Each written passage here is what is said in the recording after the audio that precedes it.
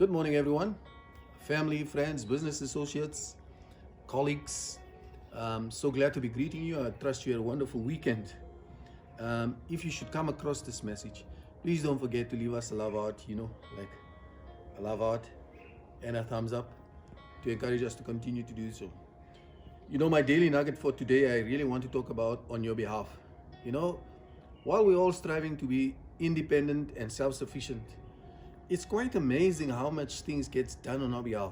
For example, take this, that our promotions, our increases, for example, in the corporate world, we need the help of those others to write motivations and to make sure that they speak on our behalf to make sure that we can acquire either the position or the promotion or the increase.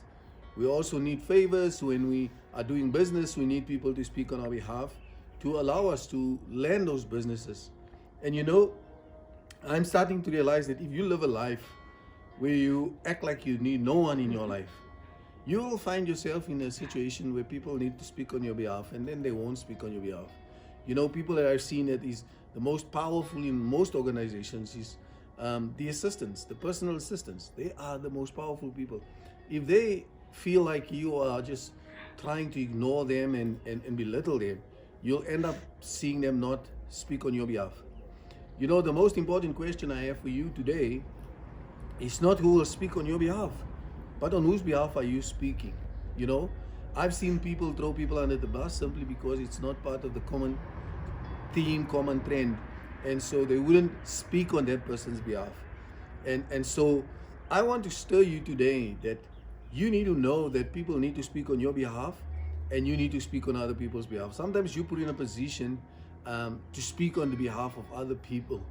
And the way to unlock this for you and I is to ask this simple question, that if someone is in our position and they need to speak on our behalf, what would we expect them to do? How would we expect them to speak on our behalf? We would expect them to make sure that they create the opportunities where there's necessary opportunities to create. If that's good enough for you, then it must be good enough for me. Today I want to ask you, as you go through this day, why don't we start taking a stand? Stop turning a blind eye to gender-based violence, substance abuse, and many atrocities, and we pretend like we don't see it. Why don't we take a stand and we start speaking on behalf of the victims who sometimes are unable to speak on their own behalf? Let us take a stand.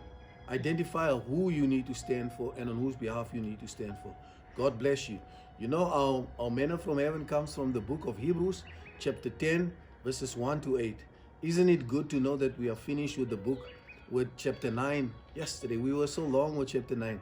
But this is really when you go through the Bible, precept upon precept.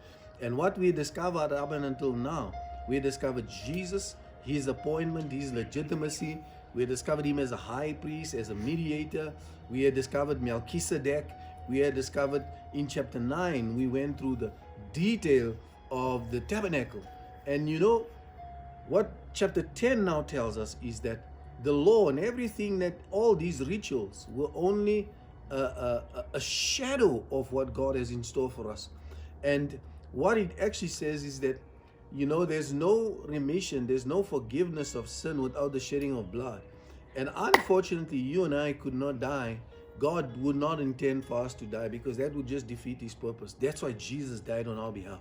And so I want you to know that your sins, you will not miss heaven because you have sinned. You would miss heaven because you have not accepted the forgiveness of Jesus in your life. And I want you to know that Jesus paid the full price for you and me and to set us free. So today I want to encourage you. My call to action for you is, can you please acknowledge that Jesus did the work on your behalf? Secondly, can you acknowledge those that need to speak on your behalf? Honor them, respect them, love them, pray for them. And then thirdly, identify those who you are supposed to speak on their behalf. I remember my daughter was expelled a couple of months ago, and then I had to go in and speak on her behalf. She wasn't actually part of the conversation. She was maybe the perpetrator, but she wasn't part of the conversation because we are parents, we had to speak on our behalf. Then you have to take a stand when you know that you have been called to stand and speak on other people's behalf. I pray that God bless you. If you really enjoyed this, Please share with as many people as possible. Check us out on Facebook, YouTube, Instagram, Twitter, and also check out our website, www.c3lifechanges.com. God bless you, AR.com out of here.